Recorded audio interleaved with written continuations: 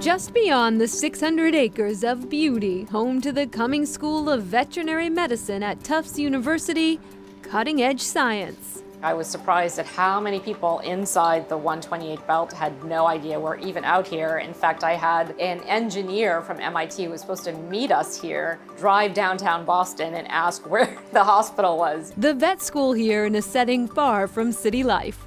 We love being part of Grafton. It's what draws people here, and we're close to all the things that we need. Everything from vet education, patient care, and sometimes life-saving, life-changing treatments. We study disease both in the patients that we treat as well as in other animal systems across a wide variety of disease entities, things like cancer, orthopedic issues, infectious disease, cardiology. Associate Dean of Research Cheryl London says studies done here play into partnerships with biotech and big city hospitals, researching and treating human conditions. More than 40 studies or clinical trials are ongoing right now. For example, long-term cancer survivors often get a drug called doxorubicin, and that is toxic to the heart. And we know dogs who also get doxorubicin for their cancer go on sometimes to get heart failure. So one of the things we're doing is studying across all those species how doxorubicin affects certain parts of the cell to develop novel therapies that prevent that toxicity. The school's dean says veterinarians are integral to the health system on many levels. An example I always like to use is people don't realize that no drug can be developed without the input of a veterinarian.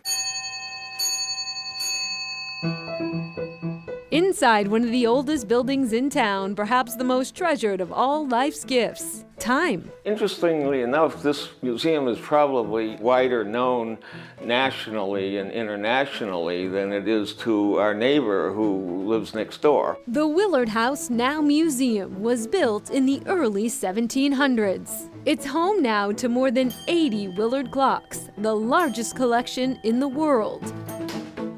Robert Cheney, the museum's director and third-generation clockmaker himself, says it's not just the pristine condition of the collection that is special. This is the original workshop, and this is unique. Why?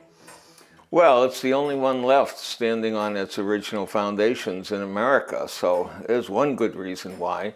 But, you know, it is a reminder of what a humble setting these clockmakers worked in and what magnificent things they could make. The Willard family would make their first piece here in 1766. Everybody knows of grandfather clocks. Those were $50 or $60, where the average wage was about 50 cents a day. But the Willards were working in a much humbler environment, trying to develop clocks for common people. Common people making time accessible to all in this tiny 10 by 12 foot shop. Have you ever wished you could step back in time? This is your place. The history, the entrepreneurial spirit, and even the science? We're not just collecting a bunch of clocks. We are just as enthused about saving the field of horology, the change of the seasons. You look up at the sky, at the stars, it's all horology. It's all a clock in one way or another. We may not be able to escape time, but just sit by the sounds of passing minutes, and you realize this is a place where you can certainly escape into it. Well, I'm your wicked, twisted pretzel baby. We first met the Briggs brothers in 2017 when we learned of their booming pretzel business. Wicked, twisted pretzels produced right here in Grafton.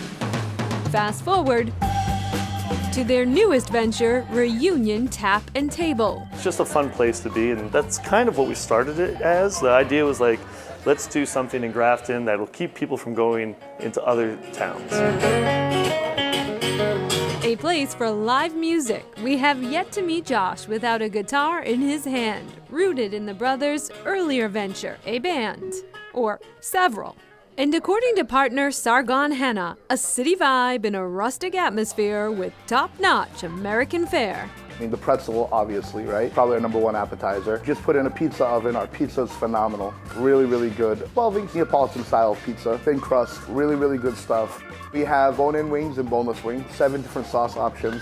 Cowboy Burger is going to have our Pat LaFrida beef with barbecue sauce, onion strings, cheddar cheese, and bacon. So tasty. The pandemic had an upside. It brought this team together in unique ways.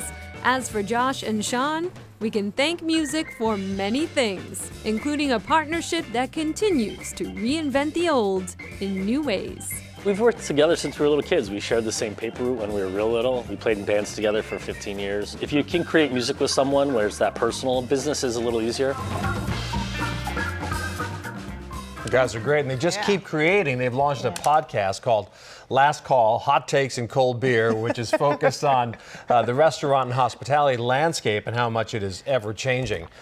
Serious topics, but with a fun spin. That's awesome. And back to the Cummings School of Veterinary Medicine, a vet pathologist at the school actually played a role in the development of the Johnson & Johnson COVID-19 vaccine, which is huge. And Willards, we want to wish them a happy 50th anniversary. Their clocks are doing great. Congratulations to you guys. Staying on time. Up next, serving up antiques.